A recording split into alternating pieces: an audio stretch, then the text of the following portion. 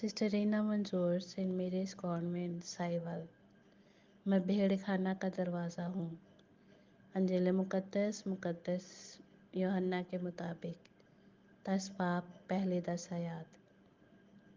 उस वक्त यीशु ने यहूदियों को कहा, मैं तुमसे सच सच कहता हूँ कि जो कोई दरवाजे से भेड़ खाना में दाखिल नहीं होता बल्कि और तरफ से चढ़ जाता है, वो चोर और बटमार है। लेकिन वो जो दरवाजे से दाखिल होता है वो भेड़ों का चरवाहा है। उसके लिए दरबान खुला दरवाज़ा खोल देता है और भेड़ें उसकी आवाज़ सुनती हैं, और वो अपनी भेड़ों को नाम बनाम बुलाता है और उन्हें बाहर ले जाता है। और जब वो अपनी सब भेड़ों को बाहर निकाल चुका हो तो उनके आगे आगे चलता है, और भेड़ें उसके पीछे पीछे हो लेती हैं, क्योंकि वो उसकी आवाज़ पहचानती हैं। मगर वो बेगाने के पीछे नहीं जाती बल्कि उससे भागती हैं, इसलिए कि बेगानों की आवाज़ नहीं पहचानती। यीशु ने यह तमसील उनसे कही, लेकिन वो ना समझे कि हमसे क्या बातें कर रहा है।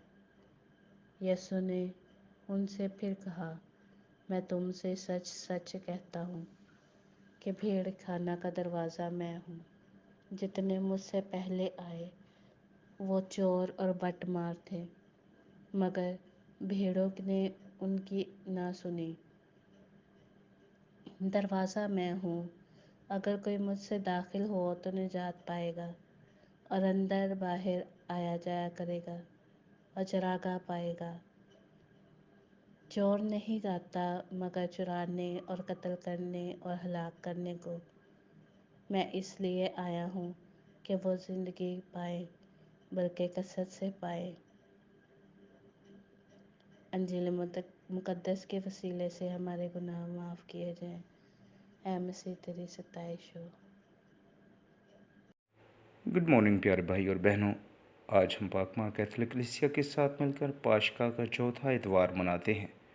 ये इतवार आमतौर पर अच्छा चरवाहा के नाम से जाना जाता है। इस रोज़ आलमगीर कलीसिया बुलाहटों के लिए खुसूसी दुआ करती है और नौजवानों की हौसला अफजाई करती है कि वो अपने आप को नेक जुबान और अच्छा चरवाहा होने के लिए पेश करें, ताकि दुनिया में कहनों की कमी पूरी हो सके और खुदा के लोगों को मुनासिब देखभाल की जा सके। आज की तीनों तलावतें हम पर यह बात वाज़ेह करती हैं कि यीशु मसीह हमारा अच्छा चरवाहा है और हम उसकी भेड़ें हैं। वो अपनी भेड़ों की निगहदाश्त करता है, उन्हें प्यार करता है, उन्हें नाम बनाम जानता है और वो अपनी भेड़ों की निजात के लिए अपनी जान कुर्बान करता है। आज का अंजीली इक़्तिबास मुक़द्दस यूहन्ना की अंजील उसके 10वें बाब से लिया गया है।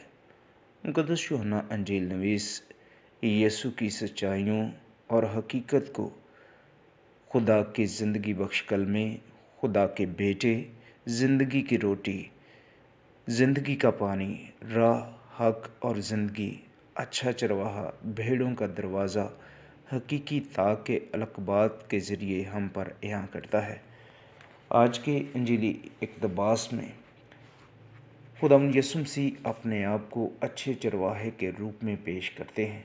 दरअसल यीशु खुद को इस रूप में मुतारफ़ करवाते हैं, क्योंकि यहूदी सकाफ़त में अच्छे चरवाहे की मिसाल बहुत आम थी, क्योंकि इस ज़माने में भेड़ों की ज़िंदगी और तहफ़्फ़ुज़ मुकम्मल तौर पर चरवाहे की मरहून मिन्नत होती थी। ये कदीम ताल्लुक़ अब जदीद टेक्नोलॉजी की वजह से इस तरह मौसर और शदीद नहीं रहा। उस ज़माने में चरवाहे भेड़ों और बकरियों की हिफाजत करते थे और उनको भेड़ियों और दूसरी आफात से बचाने के लिए किसी किस्म की कुर्बानी से दरेग नहीं करते थे। इस गहरे ताल्लुक़ को हज़रत दाऊद ने ज़बूर 23 में पेश किया है। खुदावंद मेरा चौपान है, मुझे कोई कमी नहीं, वो मुझे हरी हरी चरागाहों में बैठाता है। इस पस मंज़र में यहूदी कल्चर में लीडर को हमेशा एक चरवाहे के रूप में देखा जाता था, जो वक्त पड़ने पर भेड़ों के लिए जान भी दे देगा। लेकिन अक्सर यहूदी आलम और लीडर अपने अवाम की हिफाजत करने और उन्हें रूहानी तस्कीन देने में नाकाम हो जाते हैं। اس لیے خداوند انہیں حزقیال نبی کی معرفت سخت الفاظ میں تنبیہ کرتا ہے اور ان سے کہتا ہے کہ تم نے بھیڑوں کا پیٹ نہیں بھرا، ان کی حفاظت نہیں کی، کمزوروں کو طاقتور نہیں بنایا اور تو نے ان کو پراگندہ کر دیا۔ تو نے کھوئی ہوئی کو ڈھونڈا نہیں، اس لیے میں چرواہے کی ذمہ داری تم سے لے لوں گا۔ میں تمہارے خلاف کھڑا ہوں گا اور میں خود ان کا چرواہا بنوں گا۔ ان حالات میں لوگ شدت سے اس بات کے منتظر تھے کہ خدا ان کو کوئی اچھا چرواہا عطا کرے گا یا خود ان کا چرواہا بن جائے گا۔ اس لیے جب یسوع خود کو اچھے چرواہے کے روپ میں متعارف کرواتے ہیں تو اس کے پیچھے اسرائیل کی یہی امید تھی۔ یسوع ان تمام آقاؤں اور لیڈروں کو رد کرتا ہے جو لوگوں کو اپنے مقاصد کے لیے استعمال کرتے تھے، مگر یاد رہے کہ یسوع صرف ایسے الفاظ انہی لوگوں کے لیے استعمال نہیں کرتا ہے جو خود غرض مقاصد کے لیے کام کرتے ہیں۔ اسے ہر کسی پر لاگو نہیں کیا جا سکتا کیونکہ بہت سارے اچھے چرواہے بھی موجود تھے۔ یسوع اپنے کام صرف تمثیلوں یا اس وقت کے لوگوں تک محدود نہیں رکھتا، بلکہ وہ اپنا مشن پطرس کو سونپتا ہے، اور جب پطرس ذمہ داری اور محبت سے اس فرض کو پورا کرنے کا اقرار کرتا ہے تو اسے کلیسیا کا چوپان بننے کا اہم مشن سونپا جاتا ہے۔ بھیڑیں اب بھی یسوع کی ملکیت ہیں، مگر اس کام کو دوسرے لوگوں کے سپرد کیا گیا ہے تاکہ مل کر بھیڑوں کی حفاظت کی جائے اور انہیں سرسبز چراگاہوں تک پہنچایا جائے۔